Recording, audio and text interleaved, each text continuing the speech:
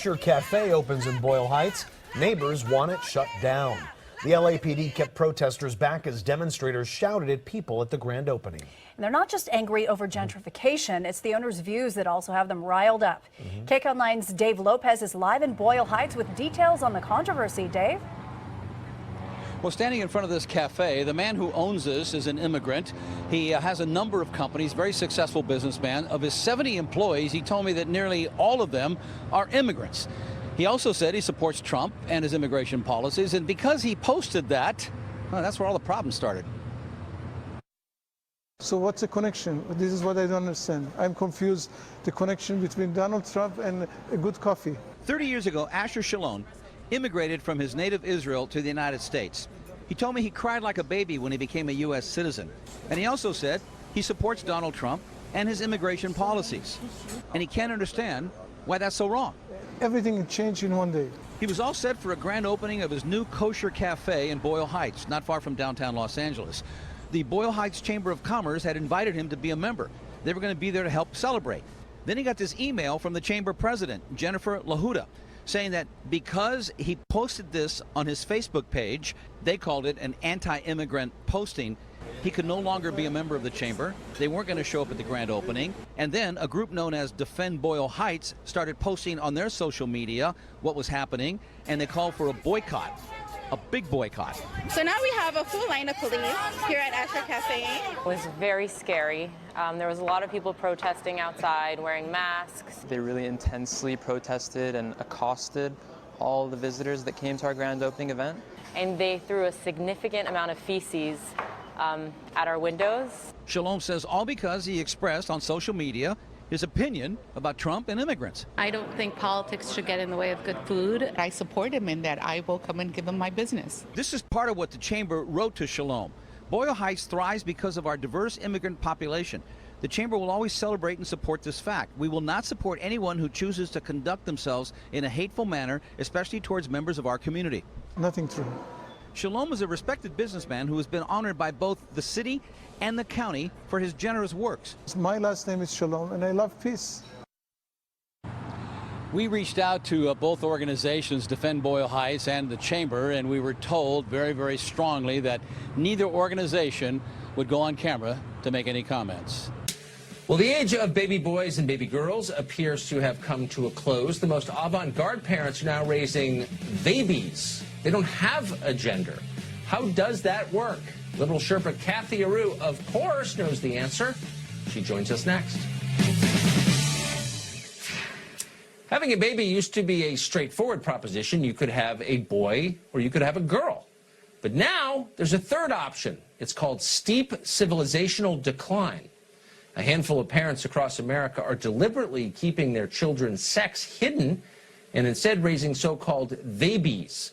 The idea is that only the children themselves should be able to decide whether they are boys or girls without any of that pesky biological reality getting in the way. It's all very confusing, like a lot of 2018 is. So, of course, we called in our interpreter of all things progressive, our liberal Sherpa, Kathy Aru, founding publisher of Catalina magazine. She joins us tonight.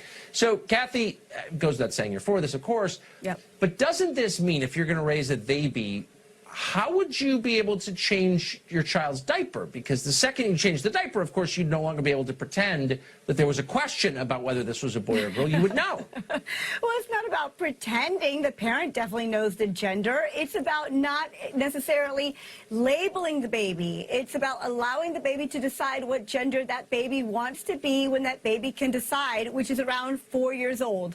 So from 0 to 4, the baby will not be labeled. The labeling theory will not apply from 0 to 4 years old. The baby will be a baby, neither a boy nor a girl. Whatever gender that baby chooses to be. What other profound life decisions do we think people ought to be making at the age of 4? Are there any others? Well, you know, whether to get a tattoo, whether to get married, enlisting in the military, voting, drinking vodka, smoking Marlboro Reds. Is there anything else that we think 4-year-olds are ready to decide?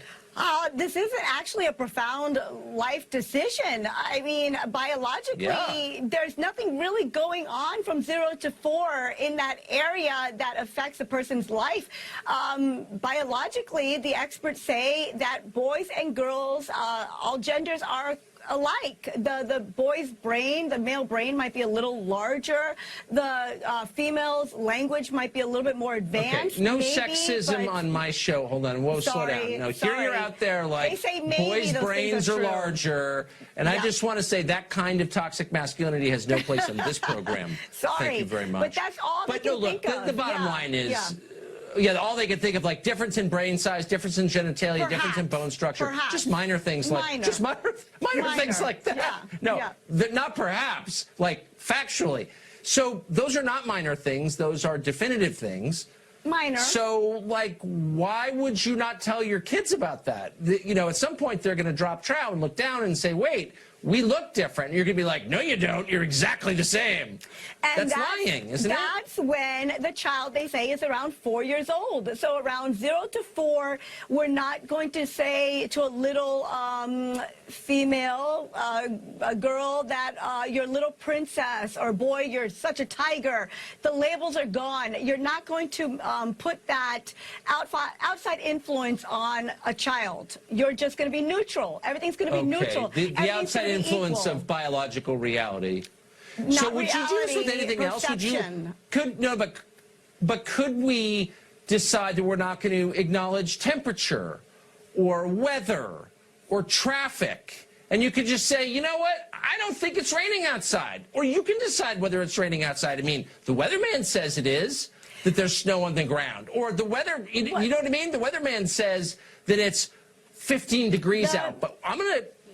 You know what I mean? Just kind of make up my own reality. The parents who are really leading this movement. We acknowledge biology and nature as real, right? But the biology, the parents who came out with this, who came out in the New York Times and started this They-Be awareness, this gender-neutral awareness for babies, basically said, why should people be so obsessed if your baby is going to be a boy or a girl? Who cares about that area? It's actually a little human. We are bringing a little human into the world. Who cares about the genitalia? Who cares? May I just suggest why? And this isn't just my opinion, but the opinion of every person who's ever lived going back, let's just say 10,000 years for the sake of neatness. Because men and women are completely different in key ways. Babies? Can we not say that anymore? Babies are different. Babies aren't different. They're little human beings, and there's really not much of a difference between different genders. No. There is no difference. And men and women, we would say, are equal. I'm trying to laugh so I don't cry. Kathy Aru, you can be equal but different, which they are. Great to see you. So the media has a grand interest in turning idiot parents into a trend. Their latest trend that they like is what they're calling they-bees. And of course, not rabies, they-bees. What are they-bees? Okay, this is that you are raising your children without gender, which is idiocy because you're supposed to teach your kids about things that make them healthy, not things that make them unhealthy. Okay, the fact is that if you're confusing your 2-year-old about gender, then you are being an idiot. Like, this is my great question about this stuff. How do you think you're helping your kid? Like, really, do you think it helps your kid not to give them any guidance at all? Would you let your kid not go to school because your kid doesn't know anything about reading? And maybe your kid is better off not reading. Maybe reading is a societal construct. And we know there are lots of bad things that come from reading, like being on Twitter. We know there are terrible things that come from education, like a certain sense of non-equality with others. You're an elitist. But now we've got parents who have decided to raise their kids without a gender designation, which, again, how does this help the kid? Nobody the hell knows. So this is from Cambridge, Massachusetts, because of course it is. Of course, the home of Harvard is the center of stupidity in the universe. They say 3-year-old twins, Zyler and Caden Sharp, scurried around the boys' and girls' clothing racks of a narrow consignment store filled with toys. Zyler, wearing rainbow leggings, scrutinized a pair of hot pink and purple sneakers. Caden, in a T-Rex shirt, fixated on a musical cube that flashed colorful lights. At a glance, the only discernible difference between these fraternal twins is their hair. Zyler's is brown and Caden's is blonde. Is Zyler a boy or a girl? How about Caden? That's a question their parents, Nate and Julia Sharp, say only the twins can decide. Or biology, right? Or we could alternatively look at their genitals. The Cambridge, Massachusetts couple represents a small group of parents raising they-bees, children being brought up without gender designation from birth A Facebook community for these parents currently claims about 220 members across the United States. How you think this is good for your kid is beyond me. I have a 4-year-old and a 2-year-old, so I know a fair bit about raising kids of precisely this age. And listen, I've said on this program, when my daughter was 2 years old, you know what she really liked? Trucks and buses. Did I care? Not at all, because I don't think that it is a natural indicator of masculinity or femininity for a 2-year-old to like trucks or buses. And you know what? Now she's 4 and she only wants to wear princess dresses. It's the only thing she wants to do. You know why? Because that's what girls typically want to do. That said, my 2-year-old son, right, he also likes trucks and buses. If he started wanting to wear princess dresses, you know what I would say to him? I would say, no, that's a girl thing. That's what your sister does. You know what you do? You do fun boy things, like you play baseball. That's not a bad thing. I'm not saying my daughter can't play baseball. I am saying that my son cannot wear dresses because I want my son to be secure in his own masculinity. And it turns out that being a man means accepting some of the societal constraints around manhood. Okay, now that doesn't mean when he's 18 or 20, he can't make his own decisions. That's when you're 18 or 20. But when he's 2, I get to make those decisions. And I want to inculcate in my son a feeling that he is a boy, a strong boy who's going to grow up to have manly responsibilities for taking care of women and children, manly responsibilities for defending a civilization that makes important distinctions between men and women. I think there is a good reason that the Bible says that boys should not dress as girls and girls should not dress as boys, because every society in human history has made distinctions between how males dress and females dress. And don't give me the Scottish wear kilts. That's correct. Men wear kilts and women wear dresses.